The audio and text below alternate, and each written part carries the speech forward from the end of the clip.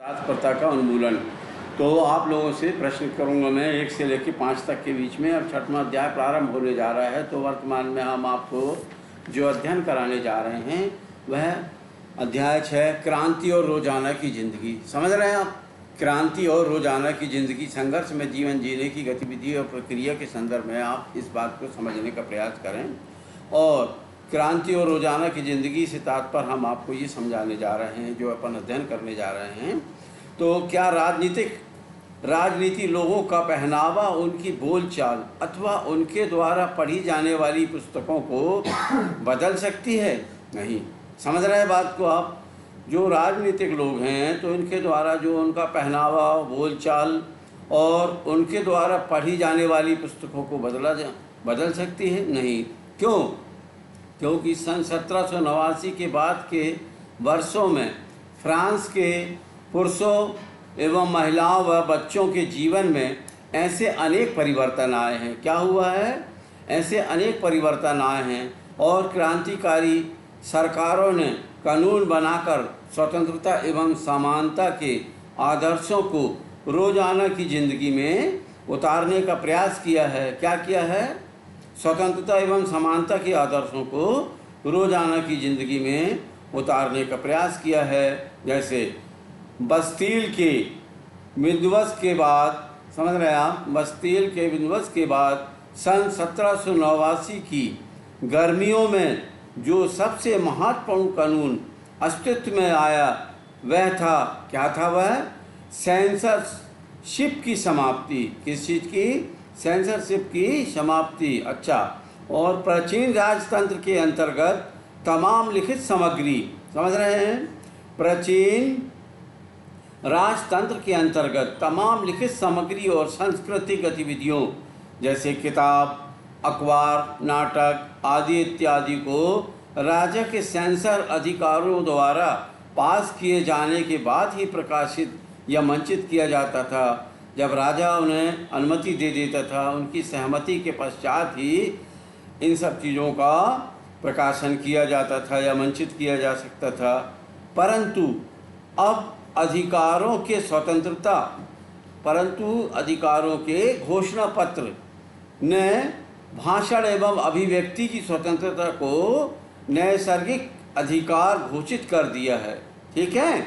और परिणाम स्वरूप फ्रांस के शहरों में अखबारों, पर्चों, पुस्तकों एवं छपी हुई तस्वीरों की बाढ़ आ गई। क्या हुआ? जो छपी हुई तस्वीरें थीं और अखबारों की व अन्य चीज़ों की, जैसा भी आपको समझाया जा रहा है, इनकी क्या हुई? बाढ़ आ गई।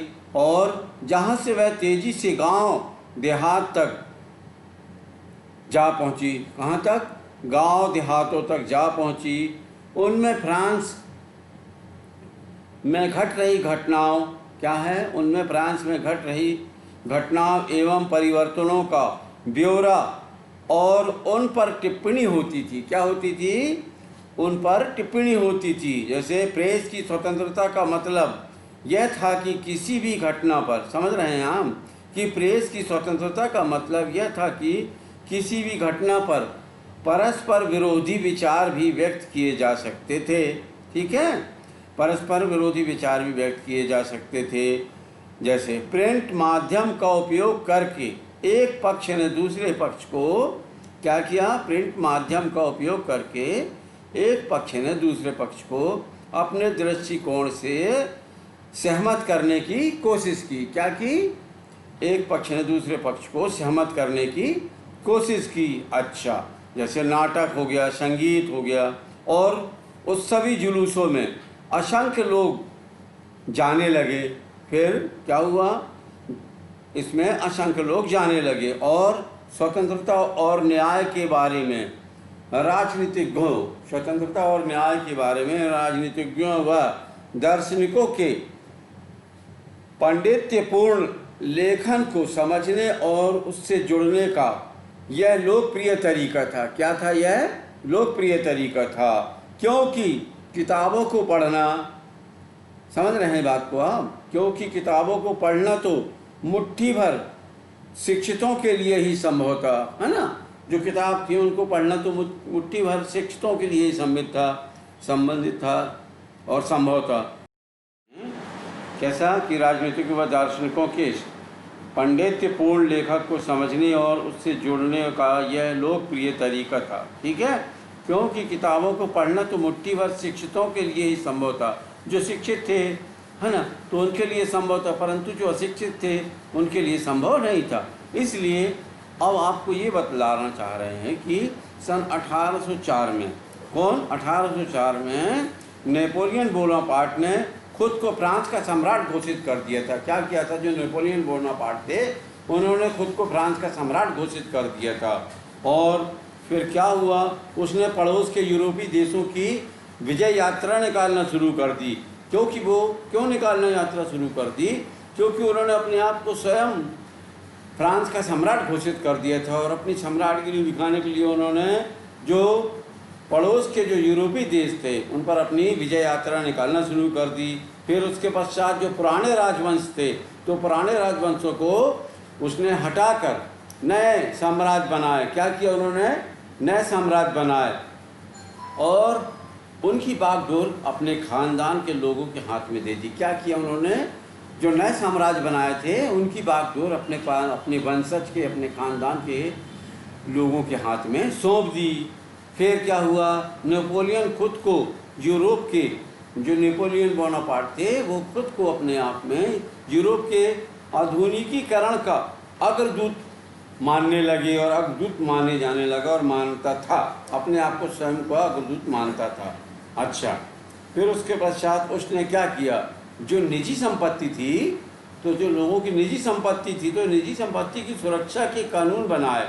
जो निजी संपत्ति थी उसके सुरक्षा के कानून बनाए और दशमलव पद्धति, जैसा कि गणित के आधार से हम पढ़ते हैं बिंदु, दशमलव आदि इत्यादि, तो इन्होंने दशमलव पद्धति पर आधारित नाप तोल की एक समान प्रणाली, क्या किया? एक समान प्रणाली चलाई। और फिर क्या किया इन्होंने? शुरू में बहुत सारे लोगों को नेपोलियन मुक्तिदाता लगने लगा था और मुक्तिदाता लगता था। कौन? शुरू में नेपोलियन लोगों को मुक्तिदाता लगने लगा था कि बहुत सी चीज़ों से उनको मुक्ति मिल जाएगी, स्वतंत्र हो जाएंगे, स्वतंत्रता से जीवन अपना यापन करेंगे। परंतु उसके पश्चात क्या हुआ? जनता को स्वतंत्रता दिलाने की उम्मीद थी, है ना? क्या था? नेपोलियन मुक्तिदाता लग रहा था और उससे जनता को स्वतंत्रता दिलाने की उम्मीद थी। पर जल्द ही उसकी सेनाओं द्वारा, क्या? जल्द ही उसकी सेनाओं को लोग हमलावर मानने लगे। जो उनकी सेना थी वह जनता उनको हमलावर मानने लगी थी और हमला करने वाले मानने लगी थी। फिर क्या हुआ? आखिरकार 1815 में वाटरलू में, क्या? 1815 में वाटरलू कानूनों को फैलाने वाले, कौन से कानून को? वाटरलू कानून को, आधुनिक कानूनों, वाटरलू में उसकी हार हो गई थी। ठीक है, फिर 1815 में वाटरलू में उसकी हार हुई। फिर यूरोप में बाकी हिस्सों में मुक्ति और आधुनिक कानूनों को फैलाने वाले उसके क्रांतिकारी उपायों का असर उसकी मृत्यु के काफ़ी समय बाद सामने आया। क्या हुआ? उसके क्रांतिकारी उपायों का असर उसकी मृत्यु के काफ़ी समय बाद सामने आया। और फिर क्या हुआ? स्वतंत्रता और जनवादी अधिकारों के विचार फ्रांसीसी क्रांति की सबसे महत्वपूर्ण विरासत थी। ये विरासत थे, समझ रहे बात को आप? स्वतंत्रता और जनवादी अधिकारों के विचार फ्रांसीसी क्रांति की सबसे महत्वपूर्ण विरासत थे।